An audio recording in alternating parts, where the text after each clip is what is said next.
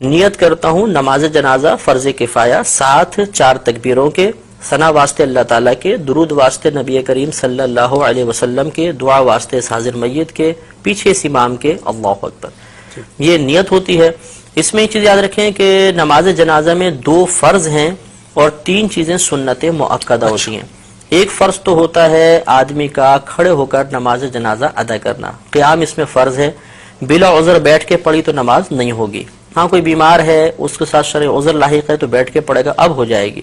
اور دوسرا رکن ہوتا ہے 4 تکبیریں، جنازے کی 4 تکبیریں فرض ہیں، اور 3 چیزیں اس میں سنت مؤکدہ ہیں، ثنا پڑھنا، درود پاک پڑھنا اور میت کے لیے دعا پڑھنا، یہ 3 سنت مؤکدہ ہیں۔ اور سنت مؤکدہ کا ترک کرنا 1-2 بار کیا تو برا ہے، اور اگر عادت ہی بنا لیں تو انسان گناہگار ہوگا۔ اس سے معلوم ہوا کہ اگر ہم جنازے کے کم از کم 2 فرض پورے کر لیں گے تو نماز جنازہ ادا ہو جائے گی، اور اگر ہم یہ 3 سنتیں بھی پوری کریں گے تو کامل طریقے سے ادا ہوگی۔ اس سے نتیجہ نکل آیا کہ اگر کسی شخص کو جنازے میں کچھ بھی پڑھنا نہیں آتا، نہ ثنا آتی ہے، نہ درود پاک آتا ہے، نہ جنازے کی دعا آتی ہے، اور وہ امام کے پیچھے تکبیر بلند آواز سے لگا لے جیسے میں طریقہ کرتا ہوں، اور وہ بس خاموش بھی کھڑا رہے گا تو جنازہ بہرحال ادا ہو جائے گا اس کا۔ ہاں یہ ہے کہ سنت کے ترک کا اگر جان بوجھ کے کیا تو گناہگار ہوگا اور ثواب میں کمی آ جائے گی۔ اب اس کا طریقہ یہ ہوتا ہے کہ مستحب یہ ہے کہ امام صاحب نماز شروع ہونے سے پہلے سب کی طرف متوجہ ہو کے ان کو نیت کا طریقہ بتا دیں، یہ افضل ہے۔ اس کے بعد امام صاحب تکبیر لگائیں گے، ہم نیت کر کے تیار ہوں گے، اللہ اکبر کہہ کر ہاتھ کو باندھیں گے۔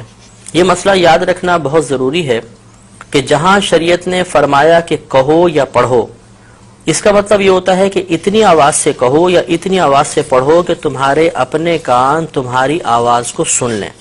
اس لیے اب ہمیں تکبیر لگانی ہے، اور جیسے پہلے بتایا کہ 4 تکبیریں فرض ہیں، تو اس میں اتنی آواز بلند رکھنا بھی فرض ہوگا کہ اپنے کان اپنی آواز کو سن لیں۔ چنانچہ بعض لوگوں کو دیکھا ہے کہ ہونٹ بند ہوتے ہیں، بس یوں۔ اب ان سے اگر پوچھا جائے کہ آپ نے زبان سے تو کچھ بھی نہیں کہا، تو کہتے ہیں ہم نے دل ہی دل میں تکبیر کہی ہے۔ تو دل میں تکبیر کہنے سے تکبیر کا فرض ادا نہیں ہوگا، اس لیے امام صاحب تو بہت بلند آواز سے پڑھیں گے جہر کے ساتھ، ہمیں کم از کم اتنی آواز سے اللہ اکبر پیچھے کہنا ہے 4 تکبیروں میں کہ اپنے کان سن لیں، ورنہ فرض ادا نہیں ہوگا، اور فرض ادا نہیں ہوا تو یہ نماز بھی ادا نہیں ہوگی۔ اب اللہ اکبر کہتے ہوئے ہاتھ باندھیں گے، ہاتھ بالکل وہی نماز کی مثل باندھ کر سب سے پہلے ثنا پڑھیں گے۔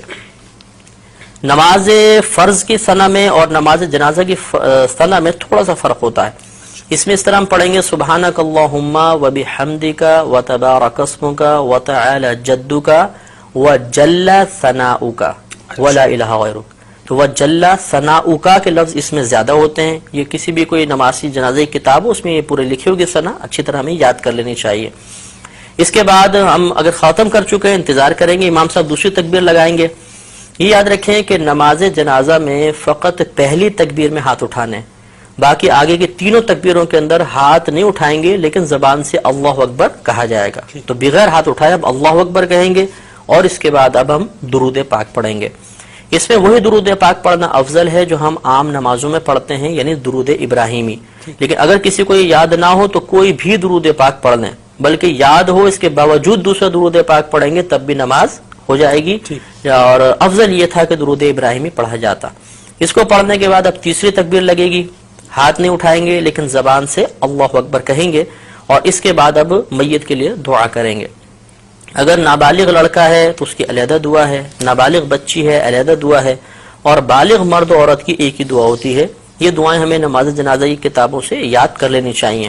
اگر بالفرض کسی کو یہ دعائیں یاد نہ ہوں تو کوئی بات نہیں، وہ کوئی بھی ایسی دعا کر لیں کہ جس میں امور آخرت کے بارے میں کچھ طلب کیا گیا ہو، دنیاوی کوئی چیز نہ طلب ہو رہی ہو، آخرت کے بارے میں، تو یہ ہم کوئی بھی دعا اس میں پڑھ سکتے ہیں۔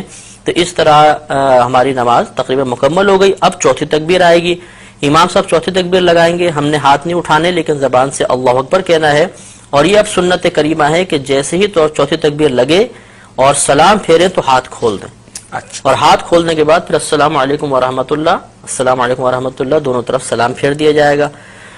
اب یہ یاد رکھیں کہ جہاں تکبیر کے بعد کچھ پڑھنا ہے اس میں ہاتھ بند رہیں گے، اور جہاں تکبیر کے بعد کچھ نہیں پڑھنا ہوتا وہاں ہاتھ باندھنے کی ضرورت نہیں ہوتی، ہاتھ کھول دیں گے۔